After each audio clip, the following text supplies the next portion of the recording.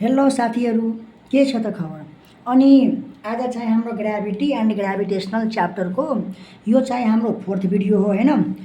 तपाईहरुमध्ये धेरैजनाले के कमेन्ट गर्यो भने कि म्यासेन्जरमै मलाई कल गरेको थियो कि दाइ के भन्छ भने हैन त्यो के भन्छ अरे बोर्डमा किन पढाउनुहुन्न? भने म के भन्छु भने हैन अब बोर्डमा पढाउनु भन्दा पनि अब यसमा मलाई चाहिँ बेस्ट किन लाग्यो भने अहिले तत्काल चाहिँ पढाउन त मलाई बोर्डमै राम्रो लाग्छ। तर कुरा के हो भने बोर्डमा चाहिँ अहिले पढाउँदाखेरि एडिटिङ गर्न धेरै टाइम लाग्छ अनि हाम्रो इक्जामको त अब टाइम छैन। त्यसैले चाहिँ अब हामी इक्जामलाई मध्यनजर गर्दै चाहिँ मैले त पेपरमा पढाउन खोजेको। अनि यदि तपाईँहरू हाम्रो भिडियोलाई हैन म्याक्सिमम भन्दा म्याक्सिमम साथीहरूलाई सेयर गर्नुभयो भने चाहिँ म दिनको चाहिँ 2टा भिडियो हाल्न सक्छु हौ। दिनको 2टा मजा लिन्छु। अब हेर्नु ग्राभिटी एन्ड ग्राभिटेसन च्याप्टरबाट बीएससी को फर्स्ट इयरमा 2069 मा एकदमै फर्स्ट टाइम यो क्वेसन हैन, धेरै टाइम सोधिसकेको क्वेसन हो हैन। 2069 72 मा पनि सायद यो क्वेसन सोधेको क्वेसन हो। क्वेसन एकदम सजिलो छ।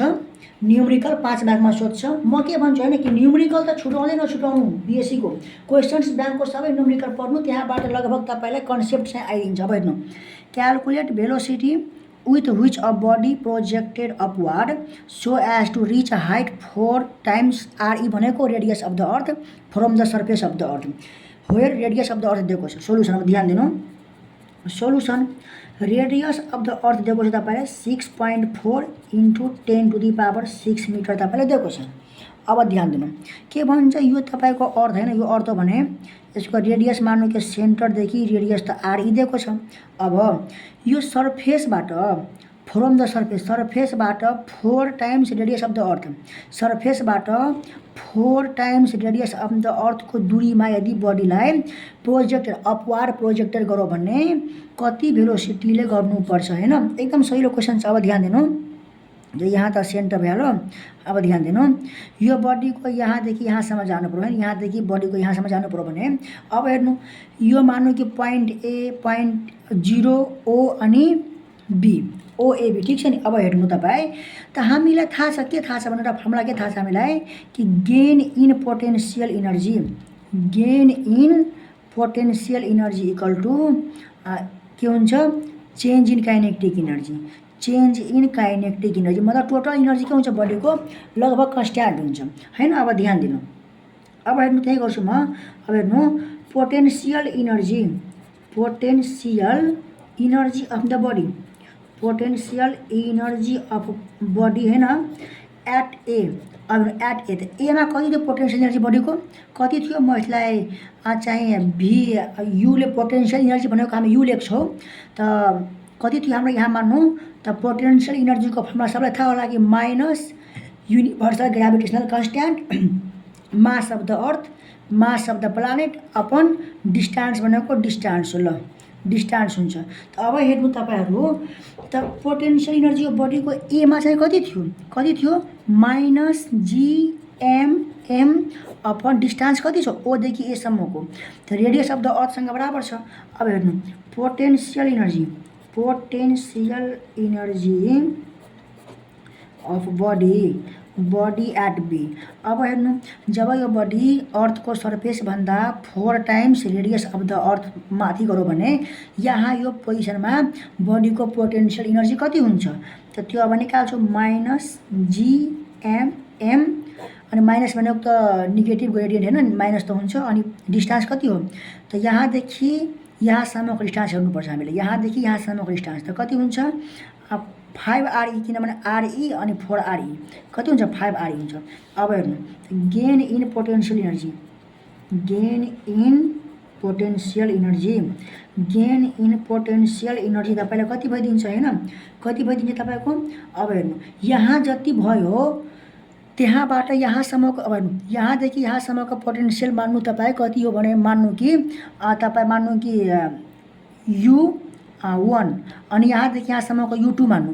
त यहाँदेखि यहाँसम्मको पोटेन्सियल इनर्जीबाट यहाँदेखि यहाँसम्म घटाउनु पर्छ अनि गेन इन पोटेन्सियल इनर्जी निस्किन्छ। त कति भ्यालु यहाँसम्म कति छ माइनस जीएमएम/5 आरई छ माइनस माइनस। अब हेर्नु यहाँ कति थियो पोटेन्सियल इनर्जी त माइनस कति थियो minus GMM GM/RE।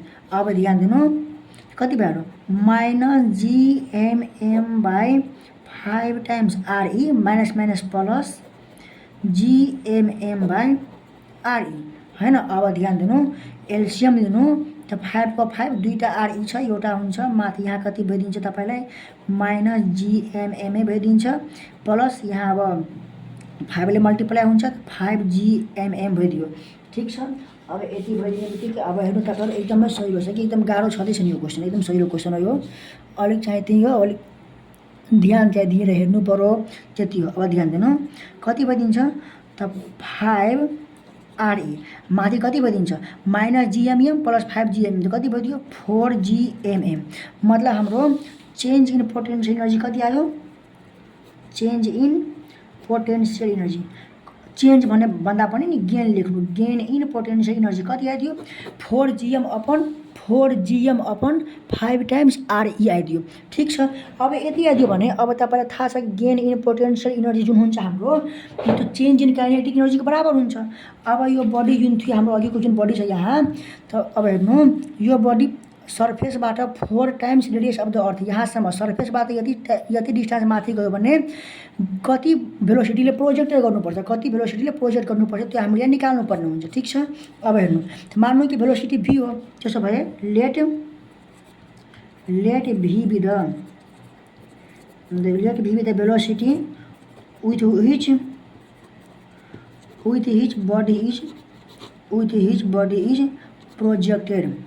with which body is projected upward ठीक छ। यति अब हेर्नु चेन्ज इन काइनेटिक एनर्जी भनेको तपाईलाई गेन इन पोटेन्शियल एनर्जी हुन्छ गेन इन पोटेन्शियल यहाँ 4 capital G capital M small m पनि हुन्छ गेन इन पोटेन्शियल एनर्जी हुन्छ। अब ध्यान दिनु change in kinetic energy 1/2 mass of the बडीको मास हुन्छ हैन किनभने बडीलाई प्रोजेक्ट गर्दैछौँ त बडीको मास हुन्छ small m into v square equal to gain in potential energy 4G capital M small m by 5 RE भनेको रेडियस अफ द अर्थ हुन्छ हैन। अब ध्यान दिनु स्मल m कटको कति बच्यो 1/2 इक्वल टु 4 टाइम्स G 4/5 लेख्ने त आधा के भयो GMM/RE।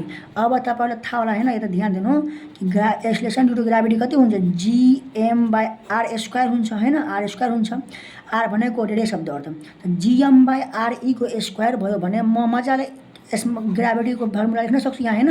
अब हेर्नु त तल माथि मैले रेडियस अफ द अर्थले मल्टिप्लाई गरिदिए त कति भइदियो 1/2 यहाँ v² छदैछ नछुटाउनु अनि तलमा यता 4/5 GM/RE को स्क्वायर भइदियो हैन अनि तपाईले यहाँ RE भइदियो यति बुझ्नुभयो मजाले बुझ्नुभयो हैन। अब ध्यान दिनु त v² यो 2 यता गइदियो भने 2 4 यहाँ 8 भइदिन्छ 8/5 भइदियो GM/RE स्क्वायर भनेको acceleration due to gravity G भइदियो अनि RE भनेको रेडियस अफ द अर्थ भइदियो त्यसो भए v² बराबर 8/5 भइदियो एक्सेलरेसन ड्यु टु ग्राभिटी। अब किताबमा 10 दिएर आन्सर मिल्छ होला हैन तर म 9.8 लिन्छु दिएको छैन भने दिएको छ भने 10 लिनु नत्र बीएससी को लेभल पढ्दैछ हामी 9.8 लिनु हैन।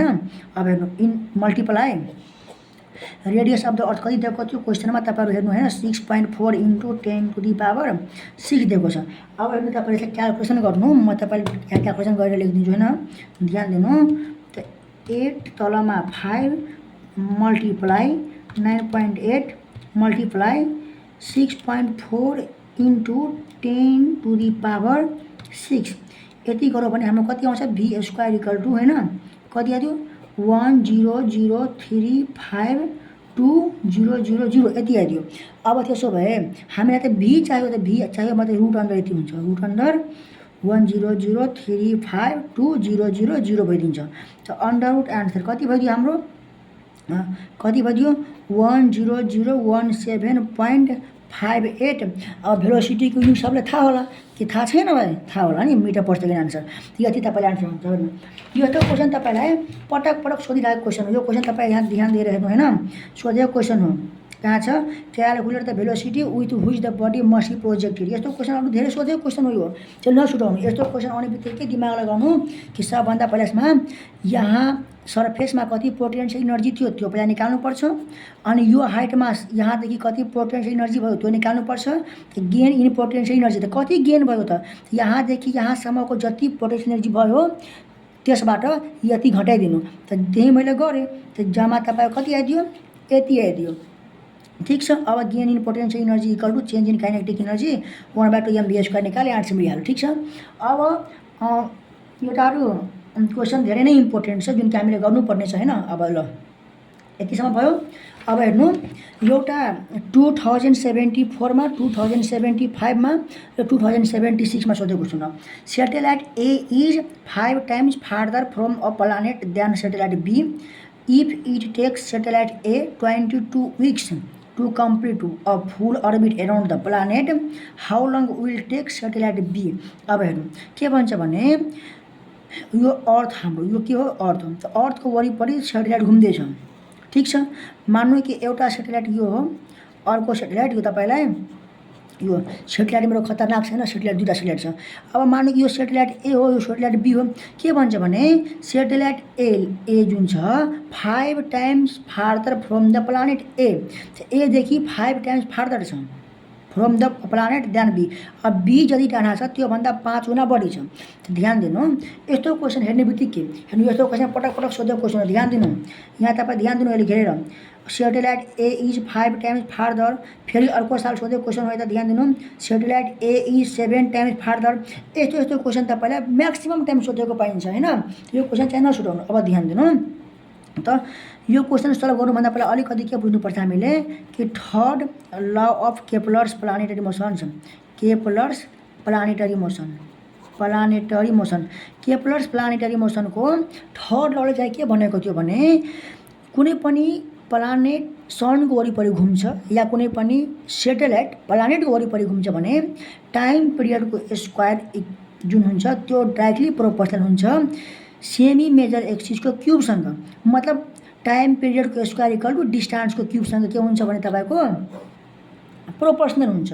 यो तपाईँलाई याद राख्नुपर्ने हुन्छ होइन। त्यसो भए अब हेर्नु, satellite A is 5 times farther from a planet than satellite B. Satellite B जति टाढा छ प्लानेटको, सेटेलाइट ए त्योभन्दा 5 गुणा टाढा छ। ठिक छ। अब हेर्नु, त्यसो भए लेख्नु। अब ध्यान दिनु, त let distance of satellite B from planet. अब सेटेलाइट बी को डिस्टेंस फ्रम प्लानेटबाट माने कि मैले A2 हो भने हैन, त distance of satellite A from planet. अब प्लानेटबाट सेटेलाइट ए को डिस्टेंस कति हुन्छ हैन, यसलाई म A1 लेख्छु भने A1 कति हुनु पर्यो, सेटेलाइट बी को 5 गुणा टाढा छ। त मतलब सेटेलाइट बी यदि A2 डिस्टेंसमा छ भने सेटेलाइट जुन ए छ त्यो त 5 times A2 हुनु पर्यो। A1 भनेको कति भयो, 5 times A2 भयो। अब हेर्नु, टाइम पिरियड फर सेटेलाइट ए। अब के भन्छ भने सेटेलाइट एले 1 कम्प्लिट रोटेट गर्न 22 weeks लगाउँछ। त सेटेलाइट ए को टाइम पिरियडलाई म T1 लेखिदिन्छु जुन कि 22 weeks भइदियो। ठिक छ। अब त्यस्तै time period for satellite B. अब सेटेलाइट बी को टाइम पिरियडलाई म T2 लेखिदिन्छु। ठिक छ नि, जुन कि हामीले निकाल्नु पर्ने हुन्छ। त म एकदम सिम्पल कुरा छ, according to Kepler's third law of planetary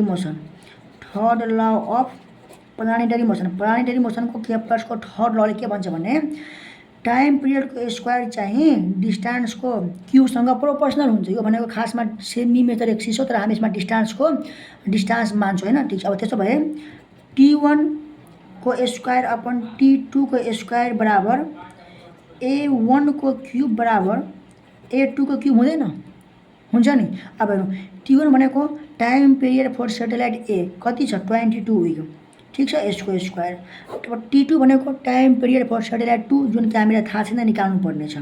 अब हेर्नु, A1 मतलब distance of satellite A from the planet, त प्लानेटदेखि सेटेलाइट ए को डिस्टेंस A1 छ। त्यो A1 भनेको कति छ हाम्रो 5A2 को क्यूब अनि तलमा A2 को क्यूब छ। ठिक छ, बुझ्नुभयो? एकदम सिम्पल छ। अब ध्यान दिएर जानु। सिम्पल नि कुनै खासै त्यति भन्नुहुन्छ नि एकदम गाह्रो छ यस्तो त्यस्तो केही हुँदैन। अब ध्यान दिनु। अब 22 को स्क्वायर कति हुन्छ त्यो बेला हेर्नु। 22 को स्क्वायर कति भयो 484, त 484 तलमा T2 को स्क्वायर ठीक छ बराबर 5 को क्यूब भनेको 125 A2 को क्यूब तलमा A2 को क्यूब A2 क्यूब त गइदिन्छ। त कति भयो त यहाँ ध्यान दिनु T2 को स्क्वायर बराबर यो यता गयो भने 484 डिभाइड बाई 125 हुन्छ हुँदैन? हुन्छ। डिभाइड बाई 125 गरिदिनु क्यालकुलेटरमा। ठिक छ, कति आयो हाम्रो 3.872। T2 को स्क्वायर भनेको 3.872 आयो।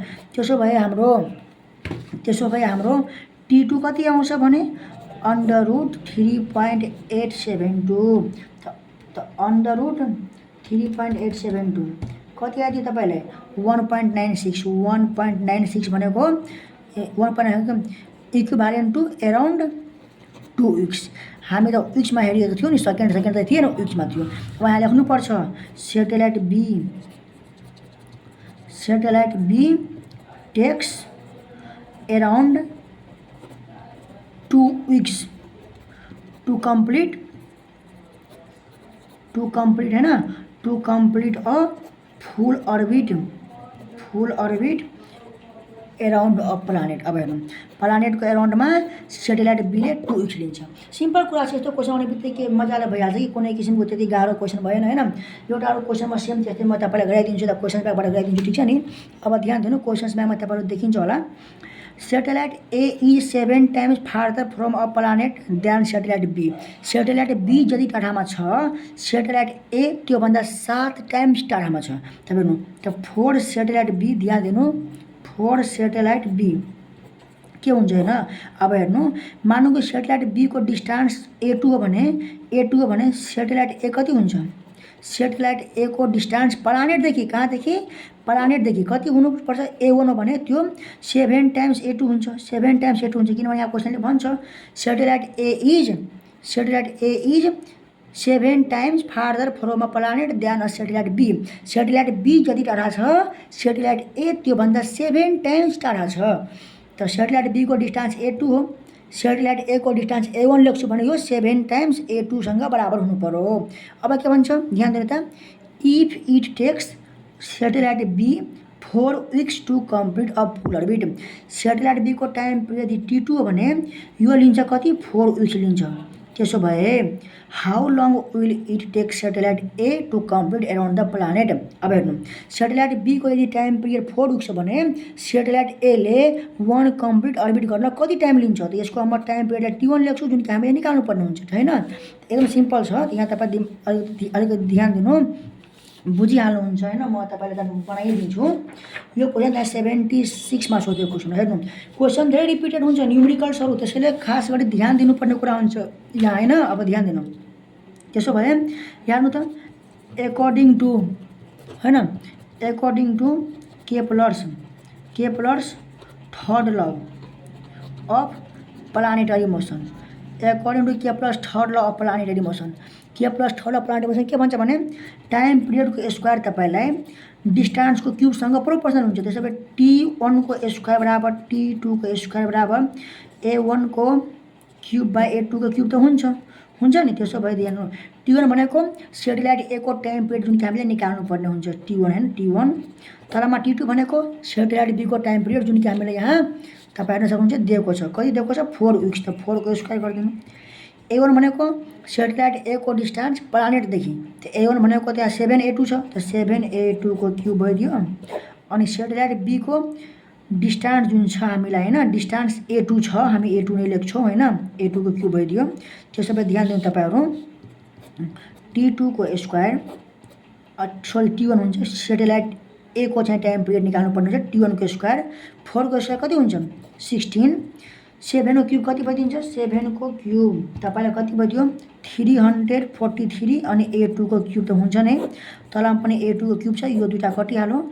यहाँ अब ध्यान दिनु 343 तो T1 को जो स्क्वायर निकाल्छु त 343 मल्टिप्लाई 16 हुँदा गइदिन्छ मल्टिप्लाई 16 कति भयो तपाईलाई तपाईहरु पनि गर्दै हुन्छ नि हैन एकदम सजिलो छ T1 को स्क्वायर कति भइदियो 5488 भइदियो T1 निकाल्नु पर्यो भने अंडर रूट 5488 ठीक छ यति भइदियो त्यसो भए कति तपाईले यति गर्नु कति आउँछ T1 तपाईलाई 74 वीक्स आउँछ ठीक छ नि यहाँ तपाई लेख्नु therefore satellite A takes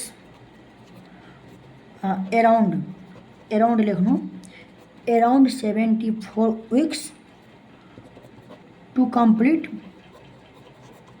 a full orbit अब हेर्नु हैन पहिले हाल चालैका क्वेशन्स मार्कहरुमा नयाँ लगभग 75 मा 74 मा 76 मा 77 मा यस्तै न्यूमेरिकल्सहरु सोधेको छ यदि अरु कुनै न्यूमेरिकल्स यदि तपाईहरुले आएन भने त्यो न्यूमेरिकल्सको फोटो मलाई म्यासेजमा पठाइदिनु या कमेन्टमा लेखिदिनु म त्यो न्यूमेरिकल पनि तपाईहरुले गराइदिन्छु तर म यति भन्छु कि बीएससी फर्स्ट इयर अलिकति कोर्स एडभान्स छ टाइममा पढ टाइमलाई म्यानेज गर कतै पढाउँदैछौ भने ठीक छ पढाउँदै राख कतै क्लास गर्छ भने क्लास गर्दै गर कतै पढाउँदैछ भने त्यो झन् राम्रो हो बीएससी गर्दै पढाउनु भनेको एकदमै राम्रो कुरा हो पढाउनु पनि पर्छ हैन त्यहाँ पनि हेर्नु यहाँ पनि हेर्नु तर म यति कुरा भन्छु बीएससी फर्स्ट इयर अलिकति एडभान्स छ त्यसैले अलिक टाइम दिनु र हाम्रो भिडियो चाहिँ लगातार आउँदै राख्छ फिजिक्सको चिन्ता लिनु पर्दैन पास मार्कभन्दा बढीमा पढाइदिन्छु तबसम्म बाई अनि गुड नाइट अहिले रातिको 11 बज्दैछ